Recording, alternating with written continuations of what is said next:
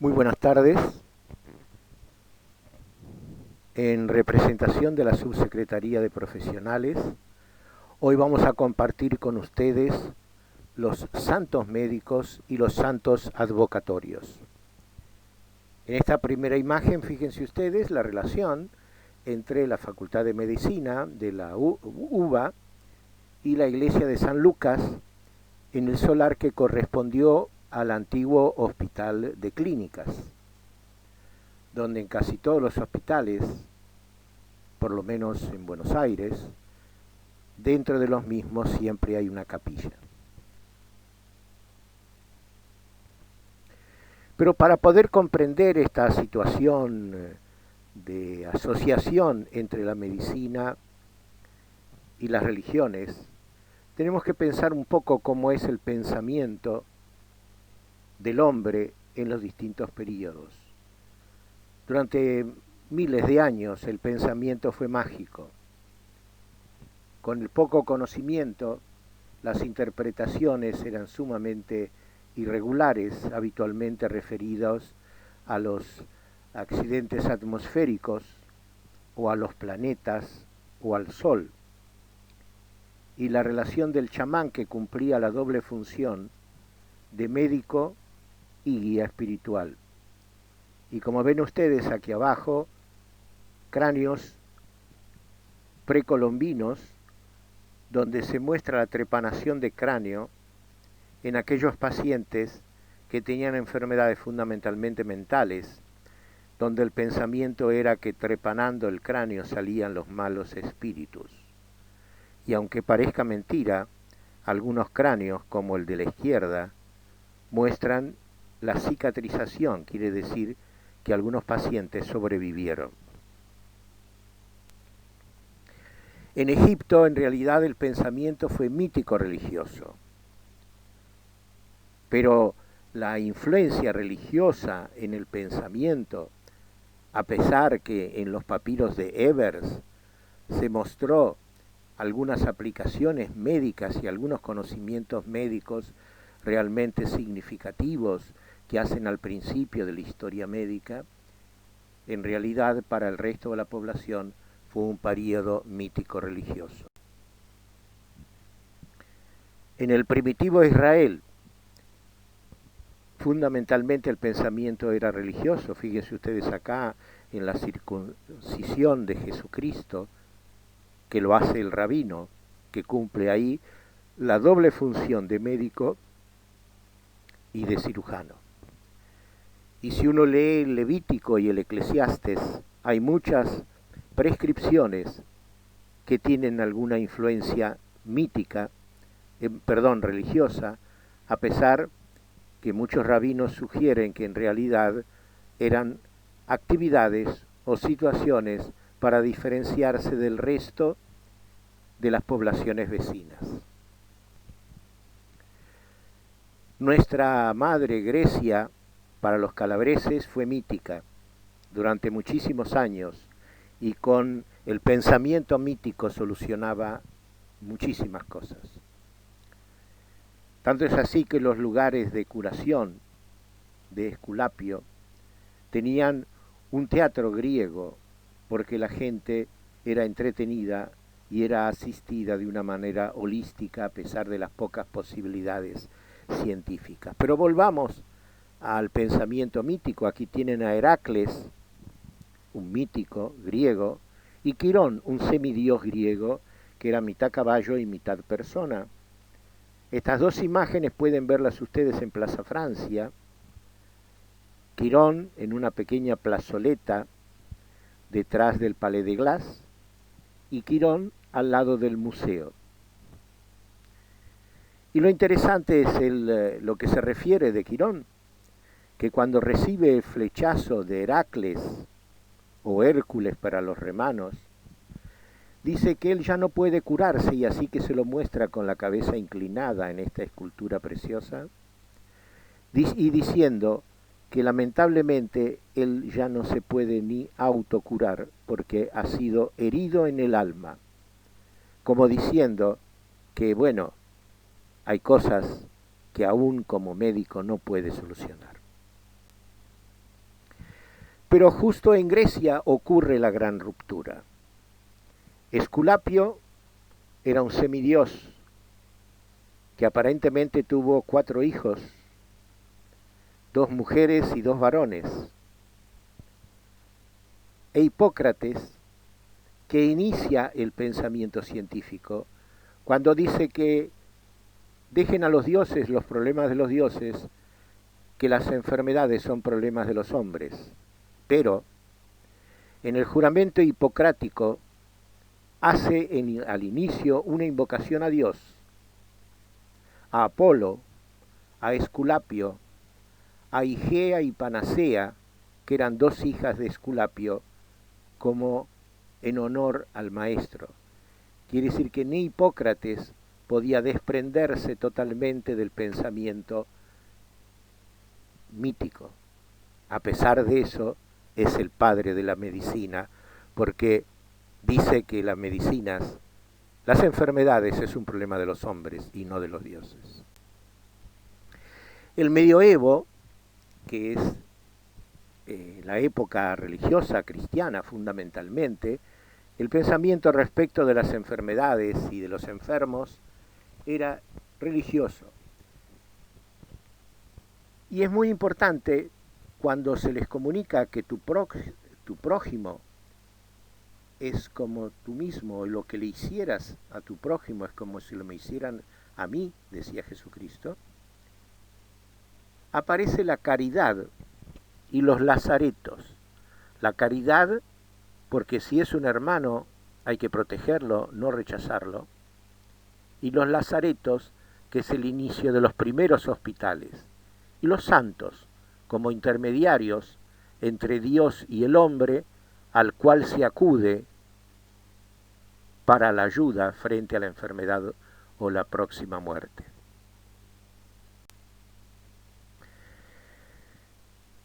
Pero muchos de estos pensamientos persisten ahora, pero hablemos de algo interesante. Por ejemplo, aquí vemos el Padre Bueno, el Papa, imponiendo las manos a un enfermo.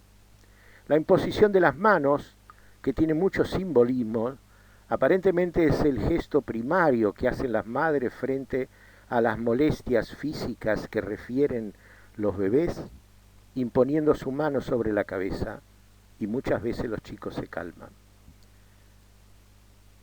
En Inglaterra, por ejemplo, más que la imposición de las manos, cuando se apoya la espada sobre la cabeza, es una especie de imposición de manos.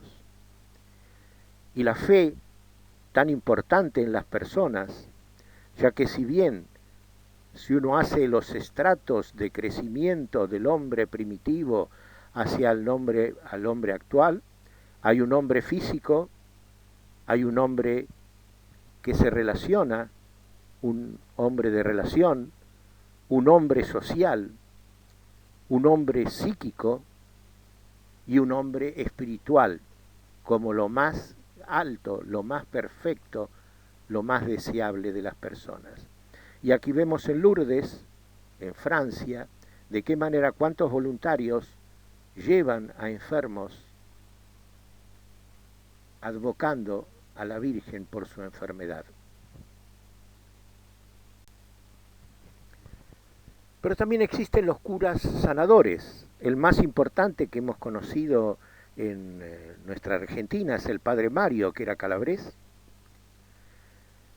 que imponía sus manos en los enfermos y los ayudaba en situaciones de mucho peligro o en definir su enfermedad y futuro. Y aquí tienen ustedes a un expresidente Menem que visitaba asiduamente al Padre Mario. Aquí tan fantasiosa la foto que parece que el que impone la mano no es el Padre Mario, sino el expresidente. Vamos a hablar de los santos médicos en el Nuevo Testamento. El santo paradigmático fundamental es Jesús, cuando con la fuerza espiritual cura a los leprosos, o revive a Lázaro, o resucita a Lázaro. Y San Lucas, que es nombrado por el mismo Jesucristo como el médico.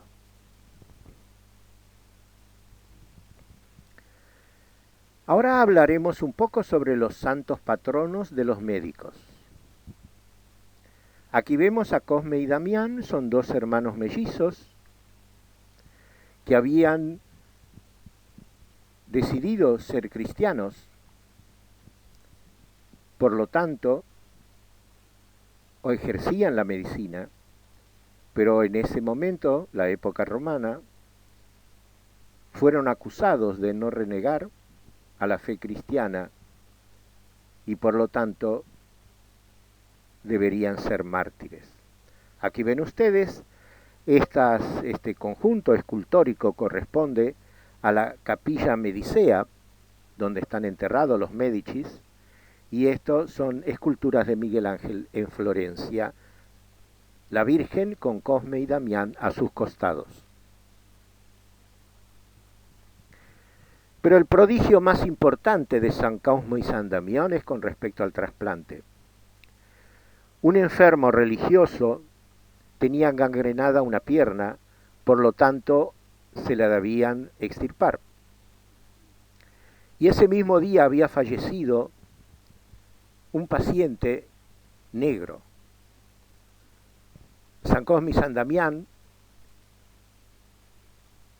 toman una pierna del paciente que había fallecido y la trasplantan a la pierna amputada, donde estaba la pierna enferma y que había sido amputada del clérigo. Y milagrosamente prendió. Por lo tanto, esto es relatado siempre en los libros de medicina como anécdota fundamental en el trasplante.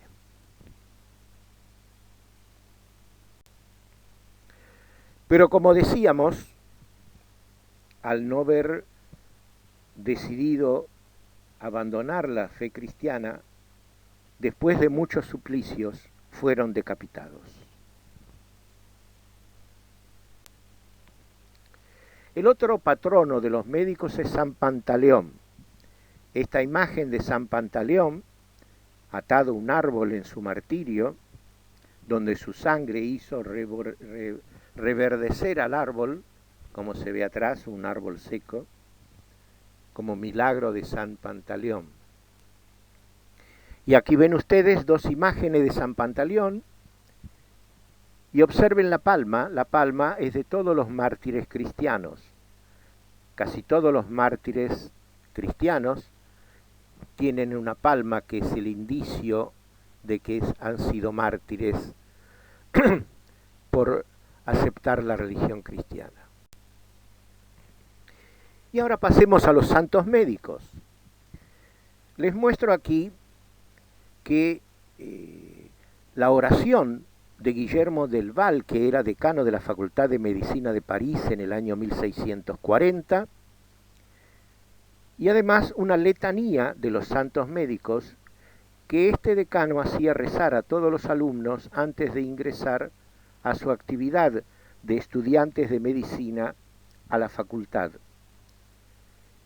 Aquí donde yo les muestro algunos ejemplos que forman parte de esta letanía, en realidad son 70 invocaciones a santos médicos. Fíjense ustedes que estos 70 corresponden al año 1640.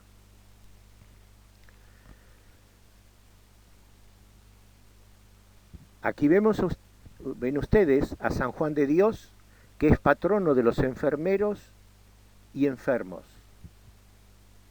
Es tomado por toda la cristiandad mundial como patrono de los enfermeros y de los médicos. Ahora vamos a hablar de algunos de los santos médicos nada más. Entre ellos, San Basilio el Grande, que es muy importante para los calabreses porque San Basilio, toda la escuela de San Basilio, los monjes basilianos, entran a Calabria y durante muchísimos años, durante toda la época del Imperio Romano de Oriente, la fe cristiana es atraída a Italia por los basilianos, especialmente en el sur de Italia. Estudió medicina en Atenas en el siglo IV, San Basilio, ¿sí? Y fundó la orden basiliana y aún un hospital de la época. San Casiano de Imola nació en Imola, en Italia, en el siglo IV. Era médico y fue martirizado al declararse cristiano.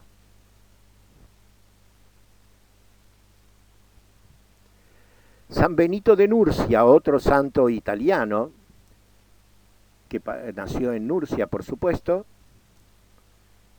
y murió en Montecassino.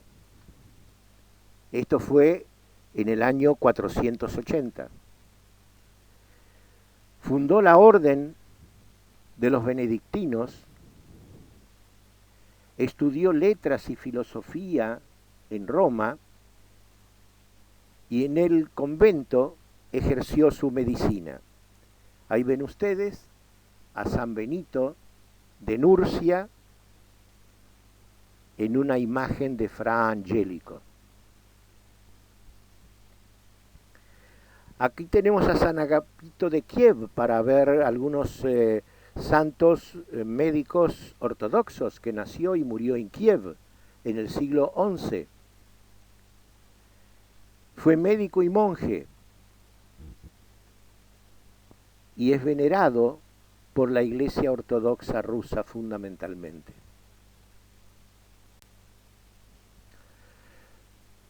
San Felipe Benizi nació en Florencia y murió en la misma ciudad. En el año 1233 nació. Estudió medicina en París y ejerció la misma en Florencia. Y fue monje de la orden de los servitas.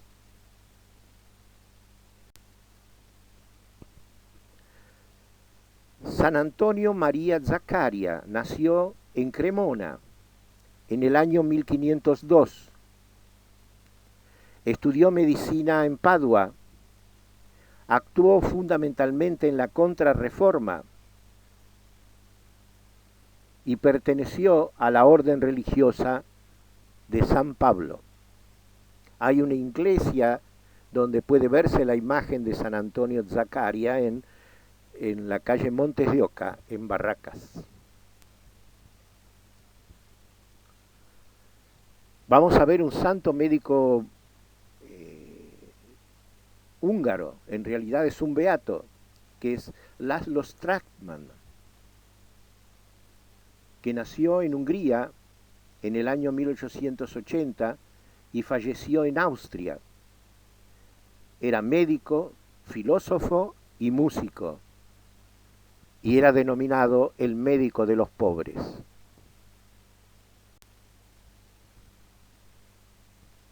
San Giuseppe Moscati nació en Benevento a fines del siglo XIX, fue profesor de química biológica en la Facultad de Medicina de Nápoles, era médico de familia y falleció en Nápoles en el año 1927. La estatua que ven de él en traje como santo está en la iglesia de la isla de Capri. Sus restos están en la iglesia en Nápoles y la imagen civil de San Giuseppe la tienen aquí abajo, donde dicen que hasta luego de muerto producía prodigios y milagros.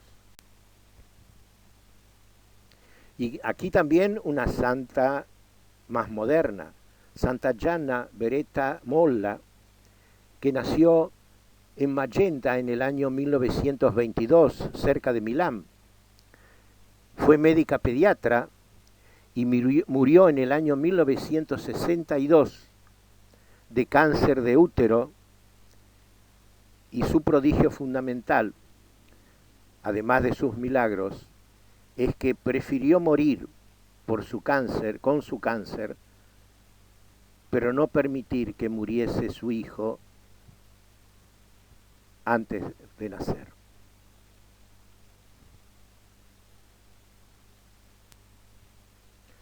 Ahora hablaremos de los 14 santos advocatorios o auxiliares, que por supuesto estos 14 santos auxiliares no son todos, pero fueron los primeros 14. Y la imagen que ustedes están viendo a la derecha corresponde a una tabla pintada que pueden visitarla en la iglesia de Santa Isabel de Hungría en Parque Chacabuco. Aquí pueden ver en la primera fila a Santa Lucía, que es protectora de los ojos por su nombre, Lucía, que significa luz.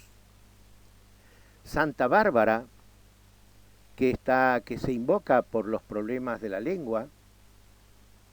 Santa Catalina, que es invocada con respecto a los sacramentos, especialmente con la extrema unción, para poder tener la extrema unción y no tener una muerte súbita sin extrema unción. Y Santa Margarita, que está referida a los partos.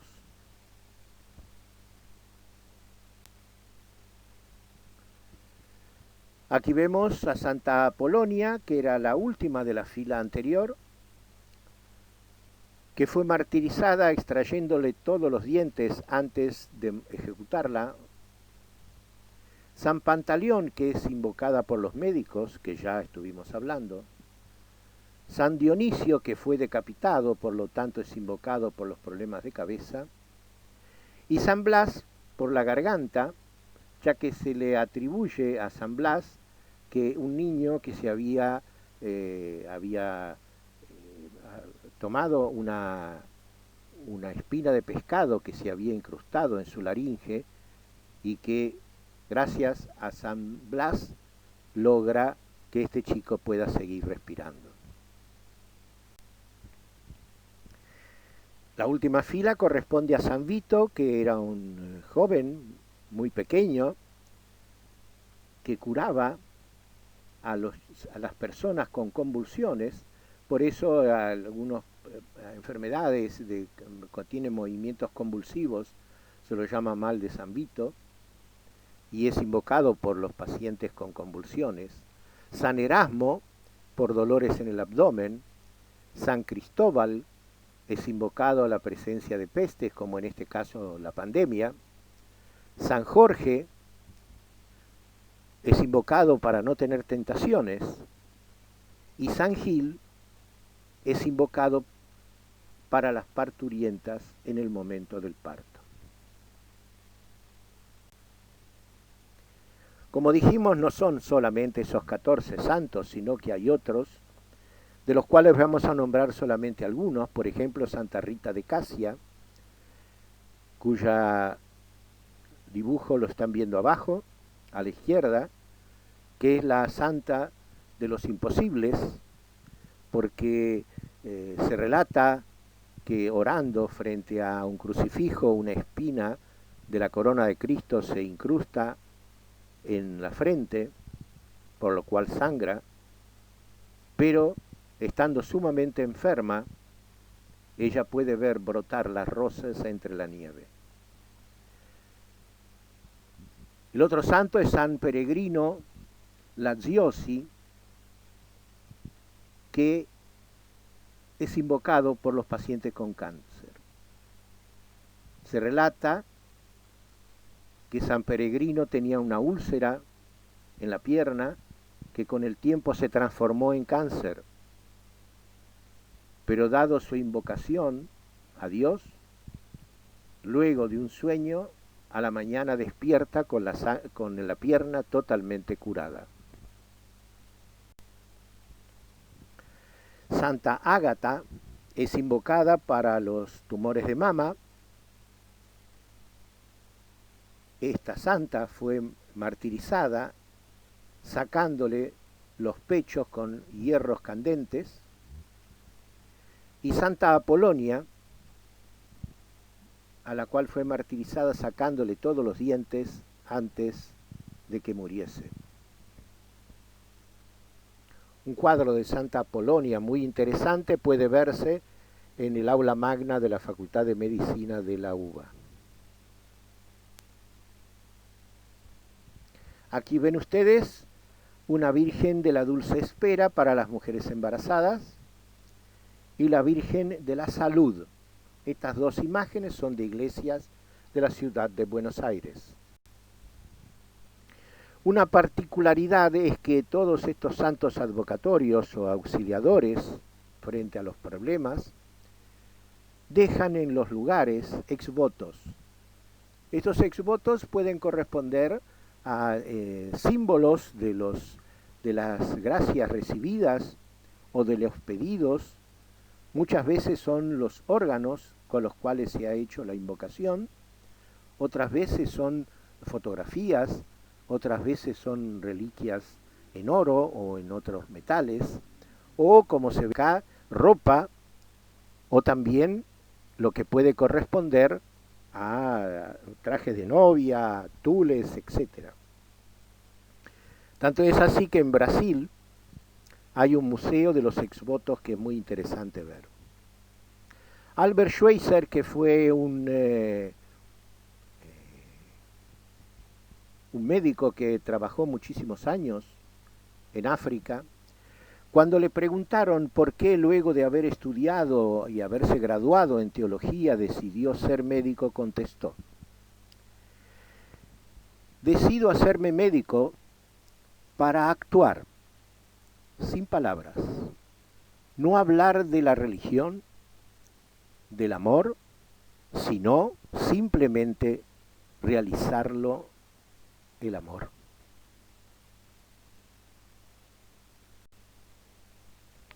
Pero ¿qué es el hombre de hoy?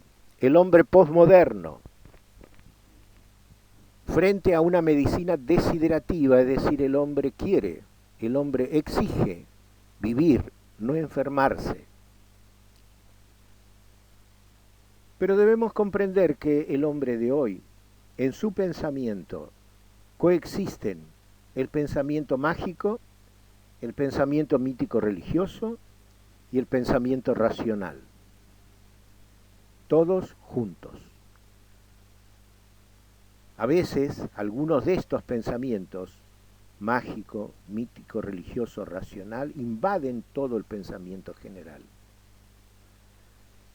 Lo interesante es reconocer esta existencia de nuestra trayectoria como hombres en este mundo y evitar que alguno nos invada totalmente. Cuando en la facultad le decimos a los alumnos que el pensamiento mágico todavía sobreexiste en nosotros hoy, habitualmente se sonríen. Pero dejan de sonreírse cuando uno frente al examen traen la libreta y comienzan a caer de la funda de la libreta medallitas, estampitas, cintitas de distintos colores que muestran el pensamiento mágico. Que no hay que rechazarlo, hay que cuidarlo, hay que respetarlo y hay que no dejarse invadir. Muchas gracias por haber compartido estas ideas, estos pensamientos y estas historias. Y para ver que de alguna manera no solamente son imágenes antiguas de santos, hemos visto santos actuales, y esta imagen de una pintura súper moderna que muestra a San Cosme y San Damián. Muchas gracias. Buenas tardes.